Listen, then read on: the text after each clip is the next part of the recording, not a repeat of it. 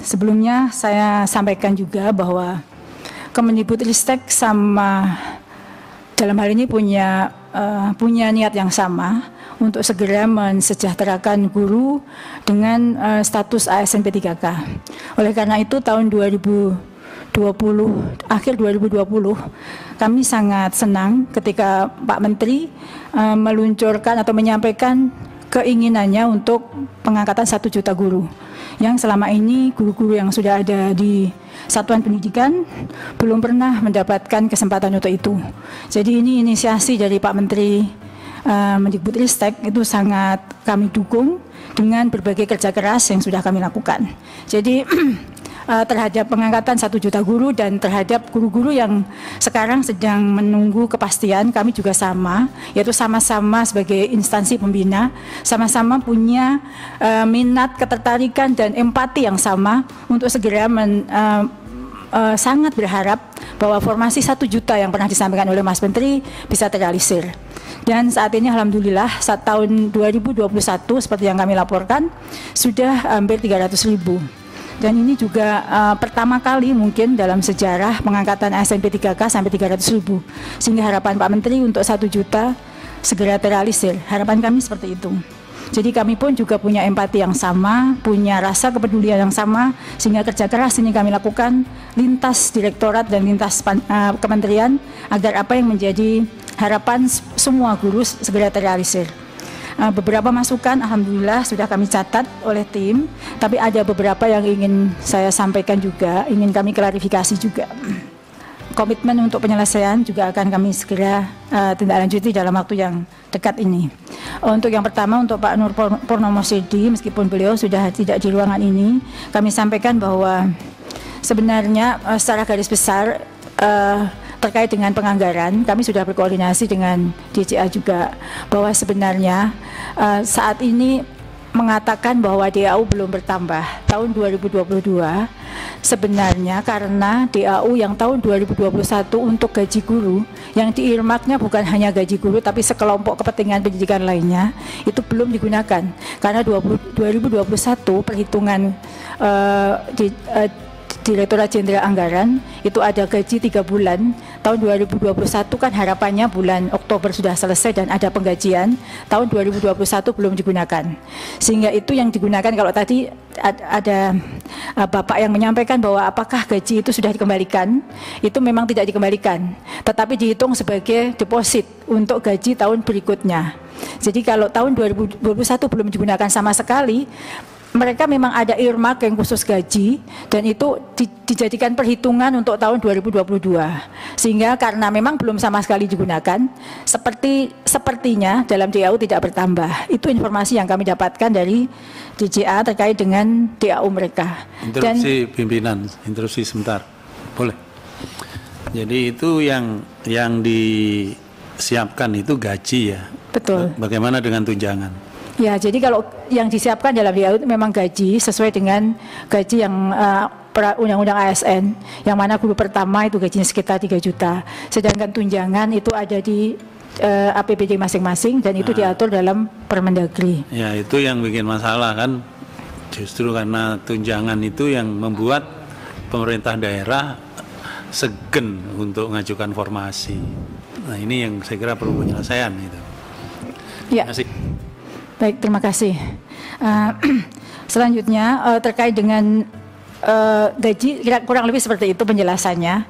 Ini juga saya dapatkan ketika kami berdiskusi dengan DJA maupun Pansenas lainnya bahwa gaji DAU tahun 2022 itu belum bertambah karena memang sudah yang 2021 belum digunakan dan itu ada dalam surat edaran. Melalui pimpinan interupsi juga Bu.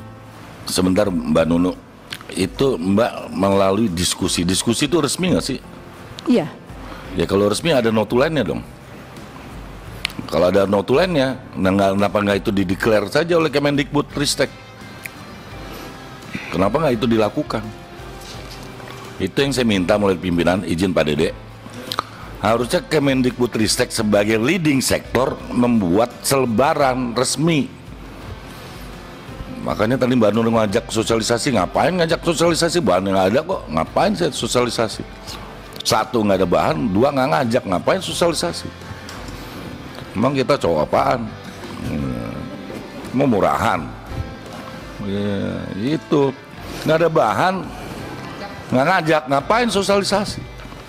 Kan tugas pemerintah itu, bukan tugas DPR, ya kan? Camkan itu dengan baik. Kita legislasi dan baca undang-undang dasar. Bagi ini para yang masih PLT mau direktur kan, baca tuh undang-undang dasar biar ngerti tata negara. Terima kasih pimpinan. Izin dilanjutkan Pak Ferdi. Izin juga nambah instruksi lagi. Ya, silakan. Jadi kalau sudah merupakan rapat bersama itu, saya kira akan lebih kuat kalau hasil rapat itu dituangkan dalam keputusan Permendikbud, sehingga kemudian hasil rapat itu diikat. Kalau tidak, ya itu tadi akhirnya seperti tidak ada, hanya hasil diskusi saja. Saya kira itu ya. Makasih. Sekalian pimpinan kayaknya tanggung gitu ya, saya interupsi juga, meskipun ini kalimat awal dari Prof. Nunu ini saya baru akhirnya bisa memahami. Di awal itu Prof. Nunu menyampaikan bahwa mendukung ya keinginan Pak Menteri untuk 1 juta guru. Jadi memang ini dasarnya keinginan yang didukung oleh birokrasi, bukan perencanaan. Kalau Anda gagal merencanakan, Anda merencanakan untuk gagal. Itu adigiumnya, Bu. Sesuatu yang didasarkan hanya keinginan lalu dideklar secara resmi, itu fatal. Seharusnya sesudah ada perencanaan, kesepakatan dengan kementerian terkait, kemudian ada koordinasi dengan pemerintah daerah sampai kuotanya, sampai formasinya, baru umumkan angka yang real dan baru melakukan rekrutmen. Kalau ini sudah direkrut lalu kemudian tidak ada formasi, 190-an ribu orang kena prank nasional. Ini prank. Pasti. Dan kemudian informasi 1 juta itu adalah hoax nasional. Kalau memang dari awalnya sudah begini, ya memang kita nggak bisa berharap yang pemaparan berikutnya ya hanya masalah-masalah saja terus. Oleh karena itu saya mendukung Pak Ferdi tadi. Ya kita ulang lagi lah, ada peta jalannya seperti apa untuk menanggulangi permasalahan ini. Saya dukung juga tadi pimpinan diambil alih oleh Wapres, kan begitu sebenarnya bahasa apa namanya istilahnya ini. Saya membahasakan pimpinan lebih vulgar ini. Diambil alih oleh Wapres, oleh Menko Kesra, dikoordinasikan ulang, ada gawat darurat nasib 190-an ribu orang. Gawat darurat itu kemanusiaan. Saya sampaikan di dapil saya itu, Bu, ada yang belum dapat formasi, lalu kemudian ditampung secara sukarela oleh sekolah-sekolah, dan lalu guru-gurunya iuran untuk memberikan uang transport kepada guru-guru P3K yang sudah dinyatakan lulus itu. Secara kekeluargaan itulah rakyat Indonesia menolong pemerintahnya. Pemerintahnya gagal, ditolong oleh rakyatnya dengan kekeluargaan. Tidak protes, paling nangis-nangis, tidak ada gugatan hukum. Ini pertanggungjawabannya seperti apa? Itu saya kira, saya sepakat apa yang dikatakan Pak Ketua tadi, itu jadikan kesimpulan semua. Dan saya kira tidak perlu panjang-panjang lagi lah kita rapat ini. Kita masuk dalam skema baru saja untuk penanggulan gawat darurat nasib guru honorer yang ratusan ribu orang itu. Terima kasih. Silakan Ibu Nunu. Baik, terima kasih Pak. Jadi terkait dengan anggaran, sekali lagi saya sampaikan bahwa surat rapatnya adalah dalam Komisi 10 ini, dan suratnya disampaikan langsung dari Kemenkyu kepada daerah.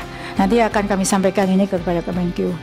Terkait dengan 1 juta guru itu sudah berdasarkan perhitungan Pak. Jadi kami bisa menghitung 1 juta karena memang ada rumus menghitung kebutuhan guru. Kemudian terkait dengan Pak Nur Purnomo Sidi, terkait dengan ada kesan bahwa di sekolah itu memang ada gurunya mengajar terus, tapi perhitungan kami berdasarkan beban mengajar guru, agar guru tersebut setelah menjadi P3K tidak hanya menerima gaji tapi juga menerima tunjangan, karena untuk mendapatkan tunjangan itu ada perhitungan 24 jam belajar. Kemudian yang Bu Dewi, saya sedikit tadi Ibu menanyakan bahwa apakah formasi dibuka dulu. apakah ada orang dulu, jadi ada formasi lebih dulu. Seperti kami sampaikan bahwa 1 juta yang perhitungan kebutuhan kami di tahun 2021 itu daerah baru mengusulkan formasinya 506.000. Dari 506.000 itulah yang dilamar oleh 900 lebih guru. Dan ketika lulus mendekati 300.000 itu, yang lulus passing grade itu adalah lulus passing grade, bukan lulus seleksi. Karena yang lulus seleksi adalah mereka yang sekarang mendapatkan penempatan. Karena sebagaimana seleksi PNS, itu misalnya satu formasi, kemudian pesertanya ada 100, tentu untuk mendapatkan satu formasi itu harus di-ranking. Sedangkan mereka ada passing grade yang ditetapkan. Dari passing grade yang ditetapkan itu, yang paling tinggi mereka yang lulus seleksi tahun 2021. Sehingga adalah formasi tersedia terlebih dahulu, baru kemudian dilakukan proses. Kemudian Pak Dede, interupsi lagi Pak Dede, izin, ini penting. Mbak Nunu tadi menyatakan bahwa ini berdasarkan perencanaan, perhitungan. Tapi kan berjalan tidak sempurna, berarti sekolah kacau dong. Gitu aja kesimpulannya Pak Dede. Berarti Direktorat Jenderal PAUD Dikdasmen kacau karena gurunya kacau. Gitu aja kesimpulan. Kan baru jumlahnya berapa? Nggak, baru setengah kan yang selesai dari kebutuhan 1 juta kan gitu. Kesimpulannya kan gitu Mbak Nunu. Kalau itu perencanaan sudah menghitung tidak terpenuhi macet, berarti PAUD Dikdasmen kacau karena gurunya amburadul. Terima kasih pimpinan. Baik. Masih ada kesempatan Pak. Silakan. Monggo Ibu Nunu. Baik, terima kasih. Kemudian sepertinya yang lain saran buat kami, saran dan masukan untuk kami tindak lanjuti. Kami akan menulis jawabannya secara tertulis di dalam waktu yang tidak terlalu lama. Seperti Pak Sodik itu adalah saran, seperti skema solusi 6 bulan. Kemudian Pak Ferdi juga saran kepada kami untuk ditindaklanjuti. Kemudian Prof Zainuddin tadi memberikan masukan. Pak Dede, izin Bu Nunu, Bu, saya bukan saran, perintah Bu. Ya. Ya, kalau Pak. saran bisa diikuti, bisa nggak? Ini perintah, kesimpulan rapat itu kesepakatan, bukan saran. Nanti Baik. dimasukkan dalam kesimpulan rapat, Pak. Ya. Saya rasa itu Pak Pimpinan. Selanjutnya kami akan menjawab secara tertulis semua masukan yang ada yang sudah diberikan kepada kami. Terima kasih Ibu Nunu. Jadi Ibu Nunu, saya bisa memahami bagaimana kawan-kawan di Kemendikbud ini sekarang sedang jungkir balik. Kalau. Tetapi ini juga karena terlalu terburu-burunya statement dari Pak Menteri terkait bahwa kita akan selesaikan. Niat yang baik tidak dilaksanakan dengan sebuah proses kebijakan yang tepat. Itu kalau di dalam teori kebijakan publik itu ada namanya adoption, formulation, dan implementation. Maka yang terjadi adalah tumpang tindih kebijakan. Makanya saya mengapil kawan-kawan ya, kalau misalnya kita jadikan ini emergency, ya, ini adalah kondisi emergency. Maka kita meminta pemerintah untuk segera mendorong atau meminta kepada Wakil Presiden agar membentuk tim percepatan. Bayangkan ketika ada 153 korban di Kanjuruhan, pemerintah membuat namanya langsung tim pencari fakta.